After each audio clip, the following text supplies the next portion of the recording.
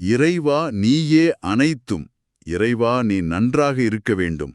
அன்னை ஸ்ரீ லோபமுத்ரா உடனுரை தந்தை அகத்திய மாமுனிவர் திருவடிகளை பணிந்து ஈரேழு உலகத்தையும் காத்து அருளக்கூடிய அன்னை ஸ்ரீ உண்ணாமலை அம்மை உடனுரை தந்தை அண்ணாமலையார் பொற்கமலத்தை பணிந்து பதிவினை வெளியிடுகின்றோம். வணக்கம். இந்த ஞான உரைய கேட்க வந்திருக்கிற நீங்க எல்லாரும் உண்மையிலேயே புண்ணியம் செஞ்ச ஆன்மாக்கள்னு தான் சொல்லணும். ஆமாங்க, நிச்சயமா. ஏன்னா மகா சித்தர்களோட அருள் வாக்கு கேட்கிற ஒரு பாக்கியம் அது சும்மா கிடைக்காது. உண்மைதான். இன்னைக்கு நாம அகத்திய மாமுனிவரோட ஒரு அற்புதமான அருள் வாக்கத்தான் ஆழமா பார்க்க போறோம். இது உங்க வாழ்க்கையில மிகப்பெரிய மாற்றங்களை கொண்டு வரதுக்கு ஒரு திறவுகோலா இருக்கலாம். நிச்சயமா. முதல்ல இந்த உரைய முழுமையா கேட்கறதுனால உங்களுக்கு என்னென்ன நன்மைகள் கிடைக்க போகுதுன்னு பாத்துரலாம் இல்லையா? ஆமா, அது ரொம்ப முக்கியம். அதாவது உங்க வாழ்க்கையில எல்லாத்துலயும் ஜெயிக்கிறது எப்படின்னு தெரிஞ்சுப்பீங்க. அப்புறம் கிரகங்களோட தீய தாக்கங்கள்ல இருந்து உங்களை எப்படி பாதுகாத்துக்கிறதுன்னு புரியும். கடைசியா தியானத்துல ஒரு உயர்நிலையை அடையறதுக்கான ஒரு பெரிய ரகசியமும் உங்களுக்கு தெரிய வரும். கேட்கவே ரொம்ப ஆவலா இருக்கு. சரி, அப்போ ஆரம்பிக்கலாமா? அகத்திய மாமுனிவர் நம்ம முதுகுத்தண்டுல ஒரு பெரிய ரகசியம் இருக்குன்னு சொல்றாரு. ஆமா, அதுல ஒளியும் இருளும் இருக்குன்னு சொல்றாரு. இதோட ஆழமான அர்த்தம் என்ன? இங்கதான் விஷயமே ரொம்ப சுவாரஸ்யமா மாறுது. அவர் சொல்ற முதுகுத்தண்டுங்கிறது வெறும் எலும்பு கிடையாது. ஓ, அப்போ அது நம்ம சூக்ஷ்ம உடம்புல இருக்கிற முக்கியமான ஒரு ஆற்றல் பாதை.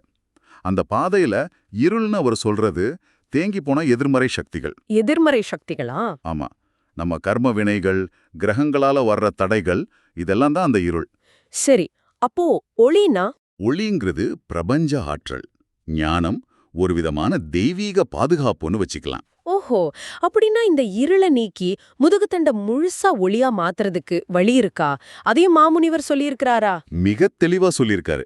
அதுக்கு அவர் சொல்ற வழிதான் பிராணாயாமம். மூச்சு பயிற்சியா? ஆமா, அனுதினமும் நாம செய்கிற மூச்சு பயிற்சி தான். தொடர்ந்து பிராணாயாமம் பண்ணும்போது அந்த முதுகுத்தண்டுல இருக்கிற ஆற்றல் தடைகள் எல்லாம் நீங்கிடும்.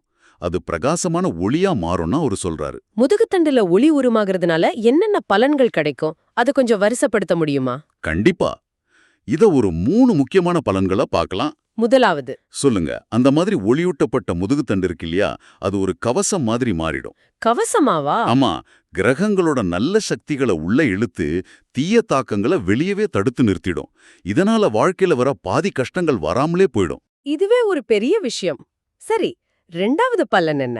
ரெண்டாவது, முதுகுத்தண்டுல ஒளி உருவாகிறதோட விளைவா உங்க புருவ மத்தியில தானாவே ஒரு ஜோதி தோன்றும். புருவ மத்தியில ஜோதியா? ஆமா, இது உங்க ஞானக்கண் திறக்கிறதுக்கான ஒரு அறிகுறி. ரொம்ப ஆழமான விஷயம். அப்போ மூணாவது, இந்த நிலைக்கு அப்புறம் நீங்க தியானத்துல உட்காரும்போது அந்த இறை சக்தியை ரொம்ப சுலபமா உணர முடியும். தியானத்துல நடக்கிற அற்புதங்களை நீங்களே நேரடியா அனுபவிக்கலாம்.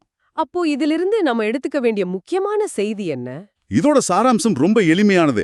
உங்க வெற்றிக்கான திறவுகோல் அது வெளியே எங்கேயும் இல்ல, உங்க முதுகுத்தண்டிக்குள்ளதான் இருக்கு. ஆமா, தினமும் மூச்சு பயிற்சி மூலமா அதை ஒளிர வச்சுட்டா போதும். வெளியுலக பாதிப்புகள்ல இருந்து விடுபட்டு அக உலகத்துல இறை அனுபவத்தை பெற்று வாழ்க்கையில எல்லாத்துலயும் ஜெயிக்கலாம். அருமை. இந்த மகா சித்தரோட செய்தி இதை கேக்குற ஒவ்வொருத்தருக்குமான ஒரு வழிகாட்டுதல். இதை நீங்க மட்டும் தெரிஞ்சுக்கிறதோட நிறுத்திக்க வேண்டாம். ஆமா, இது உலக மக்கள் எல்லாருக்கும் போய் சேரணும். உங்களுக்கு தெரிஞ்ச வாட்ஸ்அப், ஃபேஸ்புக், இன்ஸ்டாகிராம்னு எல்லா சமூக ஊடகங்கள்லயும் இதை பகிர்ந்துக்கோங்க. நிச்சயமா. இந்த மாதிரி ஞான செய்திகளை பகிர்றது பிறருக்கு வழிகாட்டுற ஒரு முதல் தர உயர் புண்ணியத்தை உங்களுக்கு கொடுக்கும். இதுக்கு பதிப்புரிமை எல்லாம் எதுவும் கிடையாது. யார் வேணும்னாலும் தாராளமா பகிரலாம். சித்தர்களோட இந்த அருள்வாக்க இவ்ளோ பொறுமையா கேட்டவங்க எல்லாருக்கும் எங்களோட மனமார்ந்த நன்றிகள். ஓம் அன்னை ஸ்ரீ லோபாமுத்ரா உடனுரை தந்தை அகத்திய மாமுனிவர் திருவடிகளில் சமர்ப்பணம். சர்வம் சிவார்ப்பணம்.